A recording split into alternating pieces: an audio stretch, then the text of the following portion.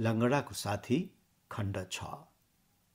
मिरमिर उज्यालो हुनासाथ लङ्गडाका आँखा उग्रे। चारैतिर मान्छे ठम्म्याउन नसक्ने जस्तो झिसमिसे उज्यालो छाइरहेको थियो। चारैतिर शून्य र चकमन्न थियो। रातभरि चलिरहेको हुरी पनि थामिसकेको थियो। पृथ्वी नै रातिको हुरीले उजाड पारेर गए जस्तो अहिले त्यहाँ यस्तो नीरवता झुन्डिरहेको थियो। लङ्गडा आफ्नो झुप्राको एक कुनामा जाडाले एक डल्लो परी सर्प जस्तो गुडुलिएर सुतिरहेको थियो। ढोकामा आग्लो लागेको थियो तापनि प्वालहरूबाट उषाकालीन प्रकाश त्यो उच्चाट लाग्ने झुप्राभित्र छिरिरहेको थियो। पाखीले घुर्लुम्ब सबै मुख छोपेर लङ्गडा सुतिरहेको थियो। उसलाई त्यो एकान्तमा त्यो निर्जन ठाउँमा सुतिरहँदा यस्तो लाग्थ्यो पृथ्वीमा शरीरधारी प्राणी अहिले ऊ मात्रै जीवित छ। बिहानसम्म त सपनामा ऊ कुकुरसितै खेलिरहेको थियो, कुकुरसितै डुलिरहेको थियो। अहिले आफू बिउजदा पनि उसले कुकुरलाई आफ्नै छेउमा सुतिरहेको सम्झिरह्यो। तन्द्रामा ऊ टोलिरहेको थियो। हठात झसङ्ग भएर उसले पाखी पल्टाएर मुख उघार्यो। कुकुर रहेनछ। झुप्रो चारैतिर हेर्यो, मुन्टो तन्काएर कुनातिर पनि हेर्यो। कुकुर कहीँ रहेनछ। ऊ एकछिन जिल्ल परिरह्यो। अनि बिस्तारै उसलाई राम्रै सम्झना हुँदै गयो। कुकुर त 2 दिनदेखि हराएको थियो। उसलाई कुकुरको सम्झना भयो। कुकुरको तातो शरीरले उसलाई छोइरहेको जस्तो लाग्यो। कुकुरको आङ र थुतुनो गनाइरहेको जस्तो लाग्यो। उसले आँखा चिम्लेर कुकुरलाई सम्झिरह्यो। कहिले त्यो गुडुलिएर आफ्नो छेउमा सुतिरहन्छ, कहिले खुसीले पुच्छर हल्लाउँदै आफ्नो जिउमा टेकेर माथि घुँडासम्म थुतुनाले चाट्न पुग्छ, कहिले लुखुर लुखुर गल्लीको ओह्रालो उकालो गरिरहन्छ। कहिले नालीतिर जुठो हड्डीका टुक्राहरू खाइरहेको हुन्छ, कहिले जितेको दलानमा गएर सुतिरहेको हुन्छ, कहिले चोकको वरपर हिँडिरहेको हुन्छ, कहिले धनबहादुरको आँगनमा गएर घाम तापिरहन्छ, कहिले वर्षाको मुसलधारे पानीमा निथ्रुक्क भिजेर गड्डी खानको ओह्रालो छिडीमा गइरहेको हुन्छ, कहिले स्टेसनको छेउमा खलासीहरूले त्यसलाई जिस्काइरहेका हुन्छन्, कहिले आफ्नै छेउमा त्यो बसिरहेको हुन्छ।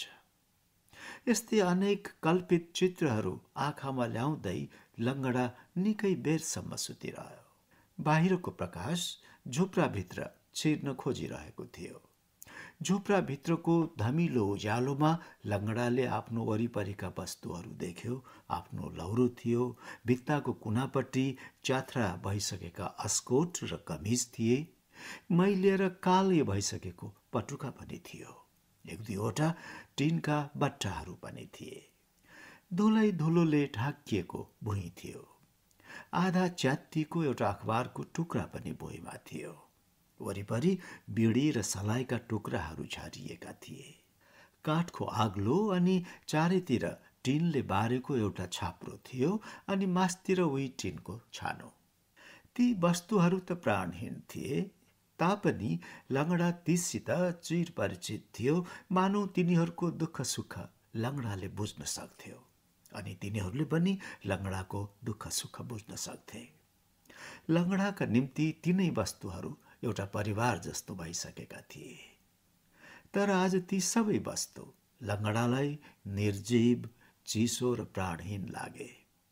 तीसित न आफूले केही कुरा गर्न सक्थ्यो, न ती वस्तुहरूसित आज आफ्नो आत्मीय सम्बन्ध छ जस्तो लाग्यो। आज यही निर्जनतामा यिनै प्राणहीन वस्तुहरूको माझमा उसले आफूलाई पनि एक्लै अर्ध मनुष्यका रूपमा सुतिरहेको पायो। आज उसलाई राम्रै थाहा भयो संसारमा अहिले उसको कोही परिवार रहेनछन्, कोही आत्मीय रहेनछ, कोही समाज रहेनछ। चारैतिर उसका निम्ति शून्यता, निरसता मात्र रहेछन्। आज उसलाई असाध्यै नरमाइलो लाग्यो।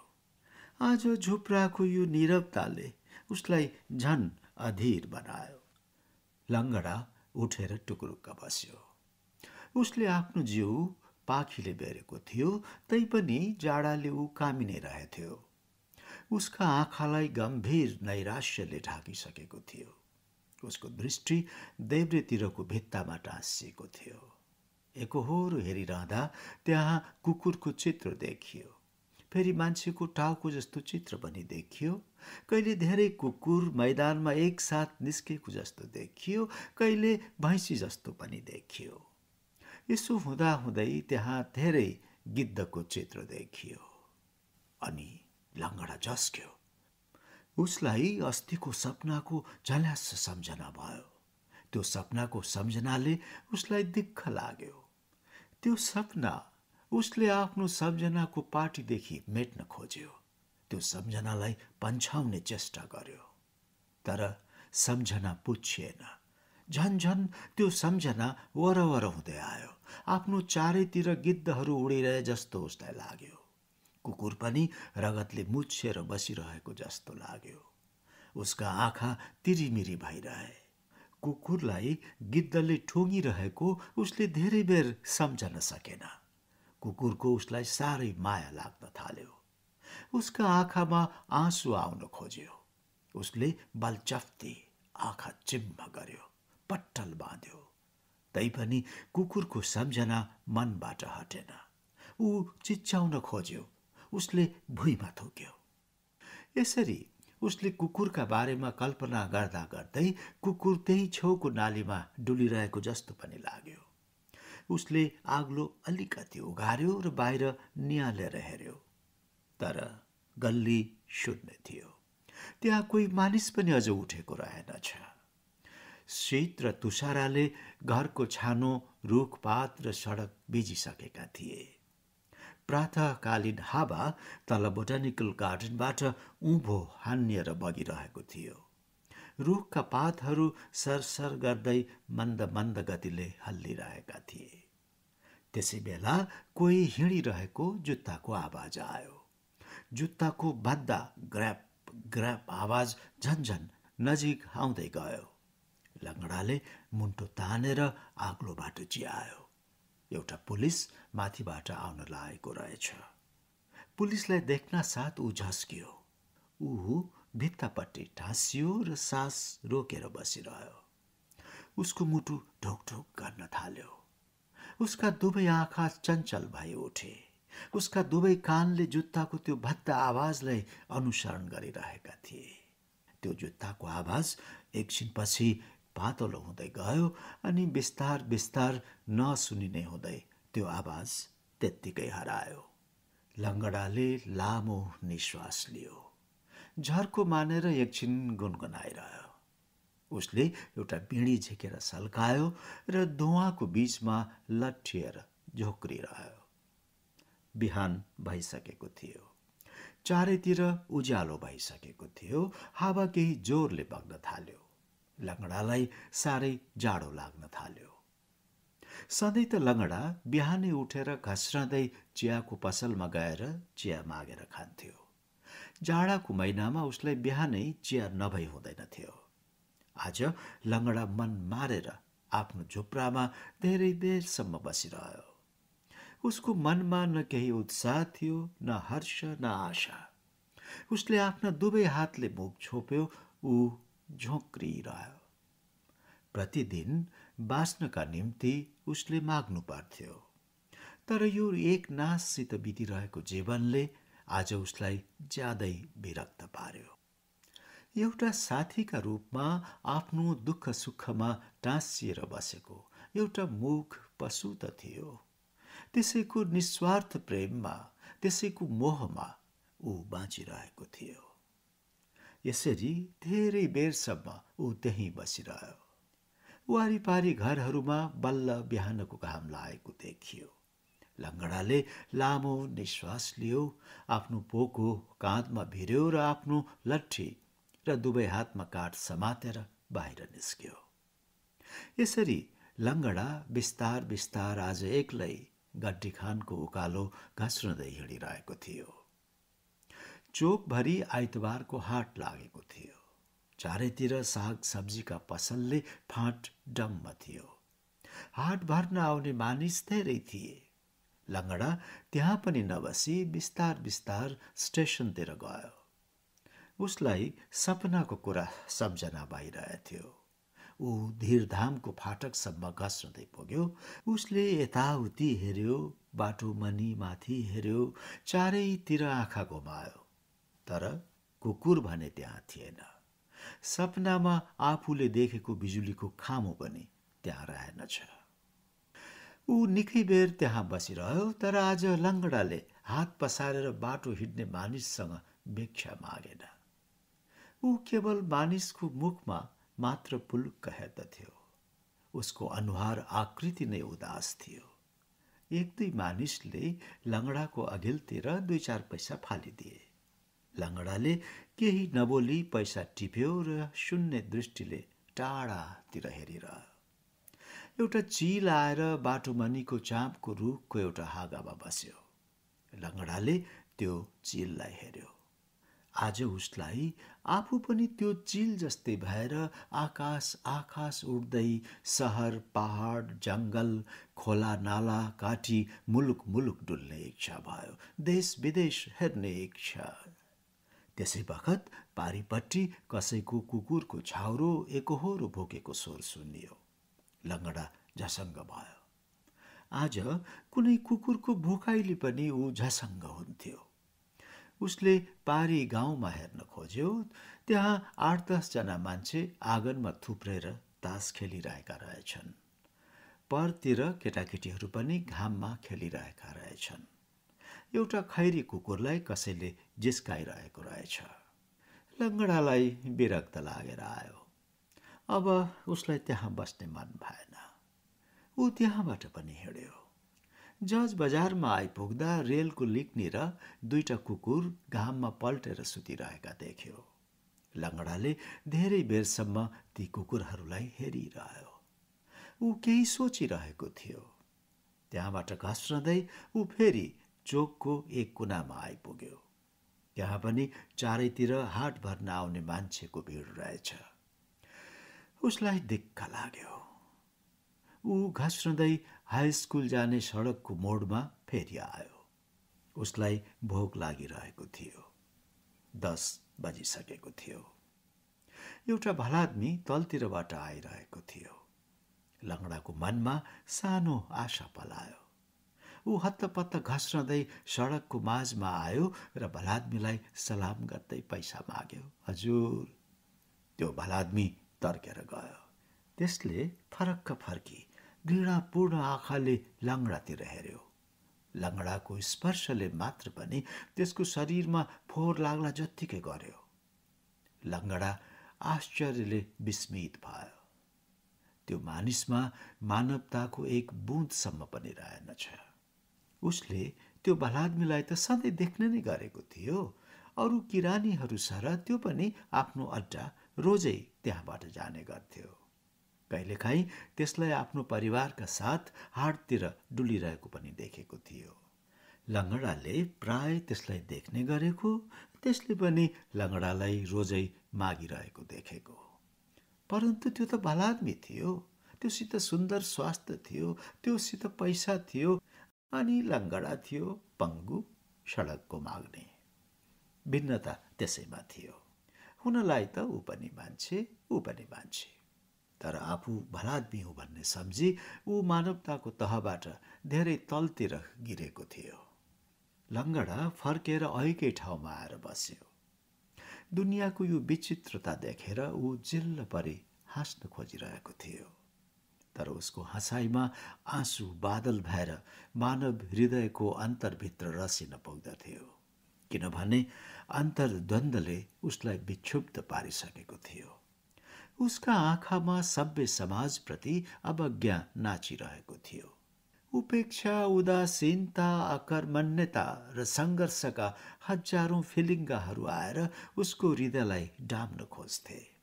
तर ऊ मूक नै थियो। ऊ बोल्न पनि सक्दैनथ्यो। त्यो त उसका निम्ति रोजै भइरहने घटना थियो।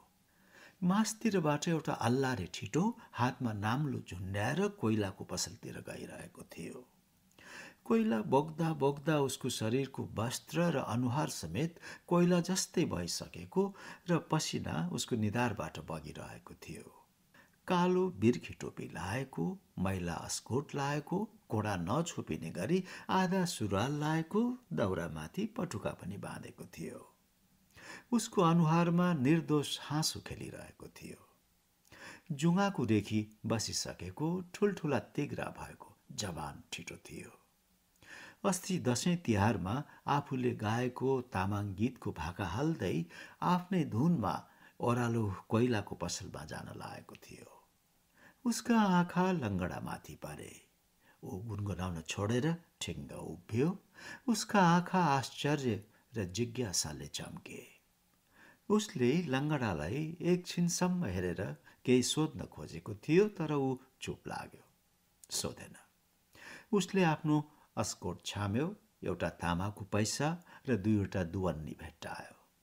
हातको नाम्लो काँधमा फाल्यो र लङ्गडाको अघिल्तिर आएर खस्रो परन्तु सहानुभूतिको कण्ठमा भन्यो, ए दाइ, ल चिया खाजा किनेर खाऊ। लङ्गडाले हात पसार्यो। एउटा तामाको पैसा र 2टा दुवन्नी हातमा खसे। छक्क परेर लङ्गडाले त्यो जवानको आँखामा पुल्लुक्क हेर्यो। त्यो जवान हाँसिरहेको थियो। उसको अनुहार कोइलाको धुलोले कालो देखिए पनि त्यो कोइला बोक्ने कुल्लीको आभ्यन्तर उदारता, मानवता र आत्मीयताले साह्रै उज्जवल, साह्रै पवित्र र निष्कलङ्क देखिन्थ्यो। त्यो जवान कुल्ली फेरि तामाङ गीतको भाका हाल्दै छिडीतिर पस्यो। लङ्गडाले उसलाई हेरि नै रहेको थियो। निष्फिक्रिसित त्यो जवान आफ्नो गीतको लयमा हातको नाम्लो हल्लाउँदै गइरहेको थियो। एकैछिनपछि एउटा भित्ताले उसलाई छेक्यो र ऊ नदेखिने भयो। लङ्गडाले लामो सुस्केर हाल्यो। आधा दिनसम्म ऊ यता र उता गरिरह्यो। कहिले चोकको फाँटमा बसिरह्यो, कहिले पानको पसलको अघिल्तिर बसिरह्यो, कहिले मासुको पसलनिर गएर बसिरह्यो। लङ्गडालाई दिक्क लाग्यो। ऊ चौरस्तातिर जान लाग्यो। दिन रमाइलो गरी उक्रेको थियो। सिनेमा हेर्न जाने मानिसहरू रिङ्ग सिनेमातिर जान लागेका थिए। लङ्गडा पनि आफ्ना दुवै पाखुराको बलले खस्रँदै उकालो गइरहेको थियो। बिचउड रोडबाट ऊ फेरि उकालो लाग्यो। ठुलो डाकघरको अघिल्तिर घुम्तीमा पनि ऊ आइपुगेको थियो। माथिबाट ओह्रालो बेगले दौडाएर ल्याएको एउटा मोटरले लङ्गडालाई किल्चेर झन्डै धुलो पार्यो। तर मोटर बेगले हान्निएर सडकको छेउतिर गयो र लङ्गडा अलिकतिले बाँच्यो। तर लङ्गडालाई त्यो केही जस्तो लागेन। उसको अनुहार एकोहोरो थियो। ऊ अर्कै भावमा, अर्कै विचारमा डुबेको थियो। मानिसहरू उसको अघिल्तिर पछिल्तिर हिँडिरहेका थिए। कुनै कुनै मानिस हातमा छाता बोकेर वा लट्ठी टेकेर लामा लामा पाइला सार्दै आफ्नो अघिल्तिर हिँडिरहेको देख्यो भने ऊ त्यो मानिसलाई धेरै बेर हेरिरहन्थ्यो अनि अन्यमनस्क भावले आफ्नो घोडा मुसार्थ्यो, घोडा छाम्थ्यो र एउटा उद्वेगले ऊ खस्रँदै हिँड्न थाल्थ्यो। ऊ पनि त्यसरी नै त्यो असल मान्छे जस्तो हिँड्न खोज्थ्यो। यसरी मोटरले झन्डै किचेर उसलाई मारेको एकजना मान्छेले हेरिरहेको थियो। त्यो मान्छे आफ्नो भद्दा जुत्ता ग्र्याप ग्र्याप बजाउँदै लङ्गडाको छेउमा आयो र भन्यो, आँखा छैन? छेउ लागेर हिँड्नुपर्छ नि। मोटरले खिचेको भए हेर आन्द्रा भुँडी निस्किने। लङ्गडाले त्यो मानिसको मुखमा पुलुक्क हेर्यो। त्यसले बोलेको भाषा नबुझे जस्तो गरेर त्यस मानिसको अनुहार वाल्ल परेर हेरिरह्यो। त्यो मानिसले फेरि अलि झर्को माने जस्तो गर्यो, तर केही भनेन।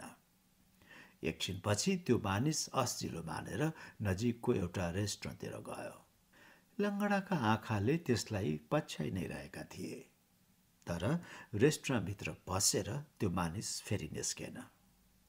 एकछिनपछि त्यो रेस्टुरेन्टभित्रबाट एकजना ठिटो र 2टी ठिटी निस्के। त्यो नेपाली ठिटाको पोसाक अङ्ग्रेजको जस्तो थियो। हातमा सिगरेटको टिन र मुखमा सिगरेटको ठुटो पनि चापेको थियो। अनुहार गोरो भए पनि त्यो निस्तेज, कान्तिहीन, निबु निचोरेको जस्तो अनुहार थियो। ती ठिटीहरूका हातमा एकै रङका ब्याग थिए। दुवैका अनुहार त गोरो, तर अनुहारमा पाउडर क्रिम र ओठमा लिपस्टिक दलिएको थियो। हेर्दा जापानी पुतली जस्ता देखिन्थे। एकजना ठिटीले त हातमा सिगरेट पनि च्यापेकी थिए। त्यसका दुवै आँखी भाउ लेख्न नजान्ने चित्रकारले कोरे जस्ता काला बेढपका दर्शा थिए। त्यो देख्दा लङ्गडाको भाव तरङ्ग एकछिन खलबलियो। उसलाई लाग्यो यिनै प्राणीहरू सिनेमाका नायक नायिका बनेर दुनियाँमा रङ्गमञ्च देखाउँदा होलान्। ऊ त्यहाँ पनि धेरै बस्न सकेन। लङ्गडा फेरि उकालै जान लाग्यो। हेर्दा टाउन हलको घडीमा 2:30 बज्न लागेको रहेछ। टाउन हलको फाटकको सम्मुख आइपुग्दा माथिबाट एउटा मोटर आयो र फाटककै अघिल्तिर थामियो। भित्रबाट एकजना मानिस निस्क्यो। मानिस पुड्को थियो, तर पोसाक भने अङ्ग्रेजकै जस्तो थियो। मोटरबाट एकजना स्वास्नी मान्छे पनि निस्किन लागेकी थिए। त्यसले आँखामा गगल्स लगाएकी थिए। त्यसका ओठमा रातै लिपिएको लिपस्टिक टाढैबाट छर्लङ्ग देखिन्थ्यो। लङ्गडा हेरिरहेको थियो। ती दुवै नेपाली नै रहेछन्। दुवै क्यापिटल सिनेमा घरतिर लागे। लङ्गडाले पछिल्तिरबाट हेरिरह्यो। उसका आँखामा त्यो स्वास्नी मान्छेले हातको ब्याग हल्लाउँदै कम्बर मर्काई मर्काई त्यस मानिसको पाखुरा समातेर हिँडिरहेको दृश्य धेरै बेर नाचिरह्यो। लङ्गडाको अघिल्तिर 2-3वटा सिनेमाका पोस्टर टाँसिएका थिए। एउटा पोस्टरमा लडाईँको विभत्स दृश्य थियो। अर्कोमा एकजना मानिसले अर्कोलाई गोली हान्न लागेको थियो। अर्कोमा एउटी ठिटीलाई आफ्नो बाहुपासमा राखी एउटा युवकले मुवाई खाइरहेको दृश्य थियो। यी पोस्टरहरूलाई केही बेर लङ्गडाले हेरिरह्यो। लङ्गडा त्यहाँ धेरै नबसी फेरि बजारतिर आयो। यसरी दिनभरि यता र उता गरिरह्यो। उसलाई कता जाउँ जस्तो लागिरहेको थियो। यसो हुँदाहुँदै दिन ढल्किसक्न लागेको थियो।